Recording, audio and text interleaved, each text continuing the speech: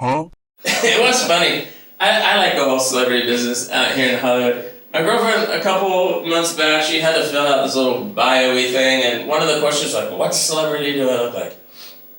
And she's like, who do you think I look like? And I'm like, well, listen, this is a loaded question, if we're being honest. There's no good way to answer this question at all. And to make it worse, she said the words you never want to hear, and she's like, be honest with me. I'm like, well, fuck. Normally when a woman says be honest with me, that means please lie. And just lie convincingly so I can tell my friends over brunch, you won't believe it. He said I look like Jane Mansfield. Isn't that crazy? You know, and then it gets you off the hook. But I was like, okay, all right. Because I know what she didn't want to hear. Like, thank God I didn't have to say, like, baby, you look like a cross between Roseanne Barr and Phyllis Diller with a little Cloris Leachman on top. Like, that's you, baby.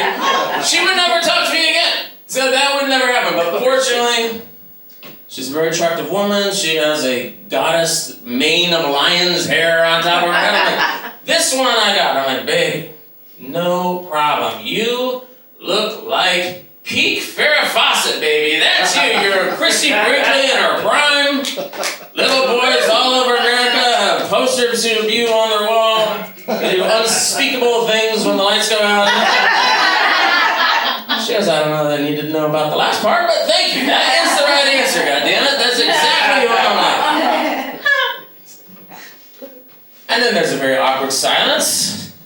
I'm like, baby, c'est moi, hello. What do I say? And this is never good. She studies me up and down, like really gives me a once-over.